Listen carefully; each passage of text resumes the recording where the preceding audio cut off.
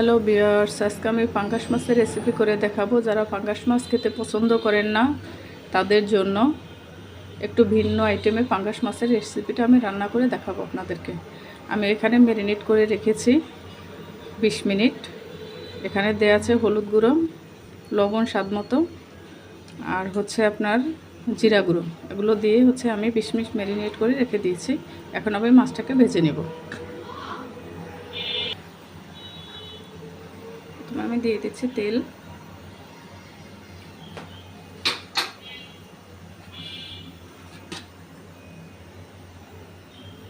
তেলটা গরম হয়ে এলে আমি মাছটা একে একে ছেড়ে দেব।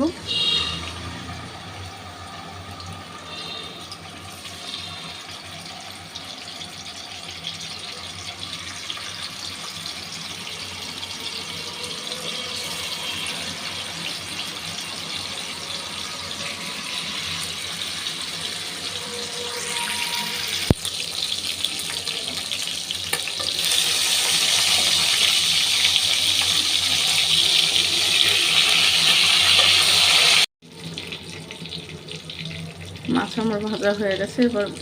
এরপরে আমি মাছগুলোকে তুলে নেব।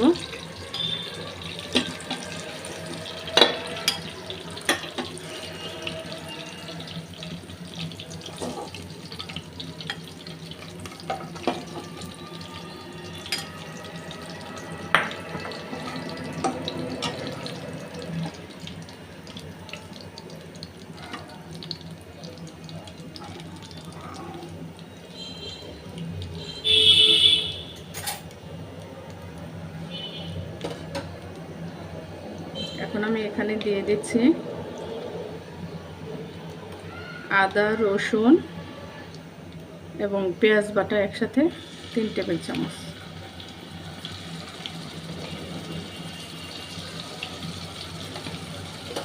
এটাকে ভালোভাবে ভেজে নেব।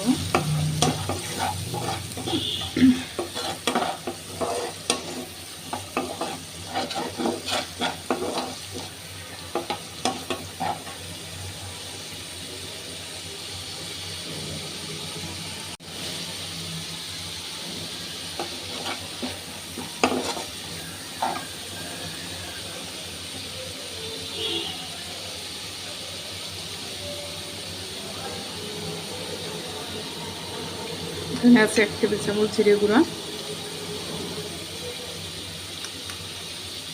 এটা আমি পেস্ট করে নিয়েছি।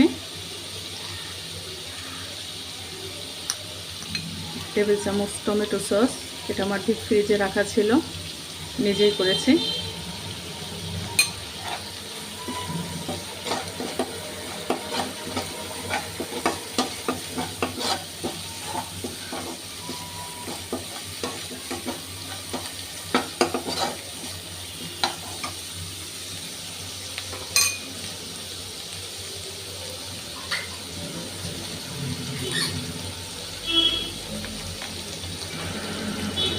এখানে দিয়ে দিচ্ছি আমি 1 টেবিল চামচ টক দই। আপনারা টক দইয়ের পরিবর্তে চাইলে লেবুর রস ব্যবহার করতে পারেন। আমার টক দই ছিল ডিপ ফ্রিজে রাখা, তাই আমি সেখান থেকে 1 চামচ টক দই দিয়ে দিয়েছি।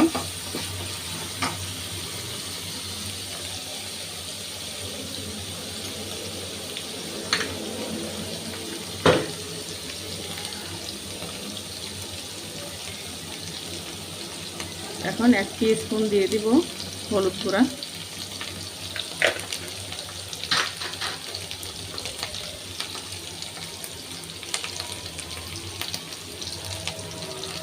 হাফ টিস্পুন দিয়ে দিচ্ছি মরিচ গুঁড়া,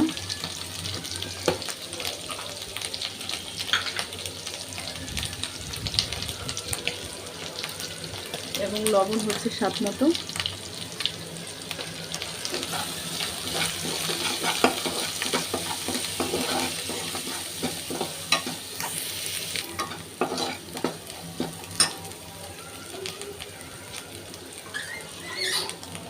এরপরে আমি পরিমাণ মতো পানি দিয়ে একটু কষিয়ে নেব মশলাটাকে ভালোভাবে।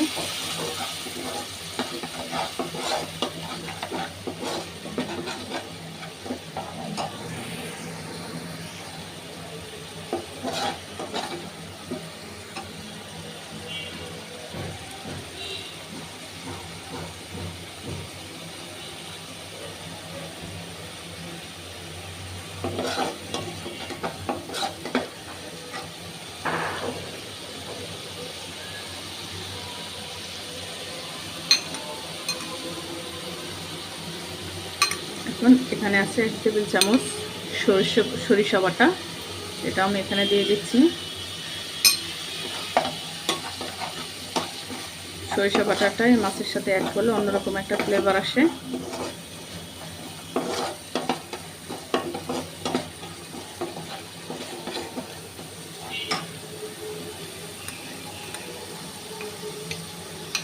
এখানে আমি মরিচ কুচি করে রেখেছি 4 থেকে 5টা, সেটাও দিয়ে দিলাম।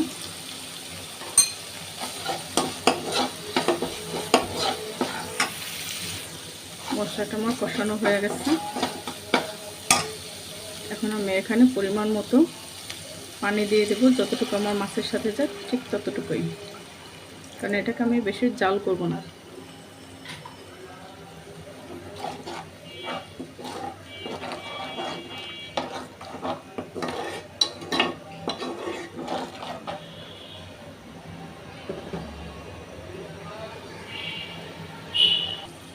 এখন আমি একে একে মাছগুলো ছেড়ে দেব।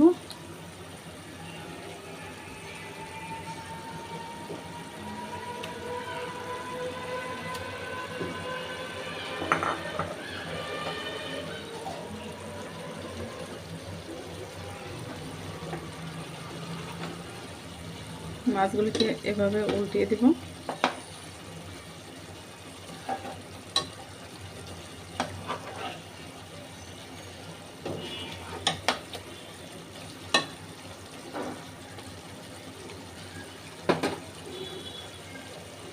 এখন আমি 2 মিনিটের জন্য এটাকে আমি দমে রেখে দেব।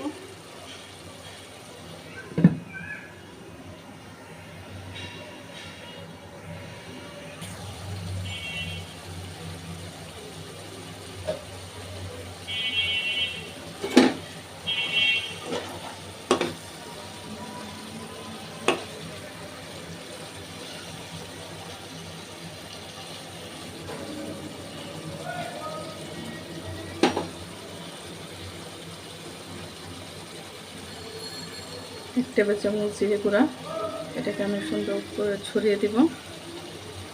এভাবে ভালোভাবে ছড়িয়ে দেবেন।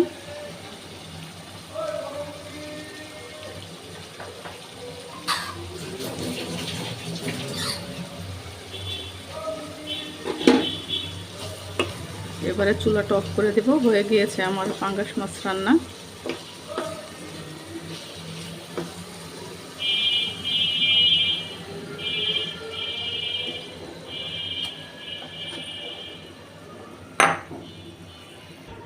এভাবে রান্না করে খাওয়ালে যারা পাঙ্গাস মাছ কখনোই খাননি তারা একবার খেলে বারবার খেতে চাইবে। গরম ভাতের সাথে ভীষণ ভালো যায় এটা, একবার ট্রাই করে দেখুন।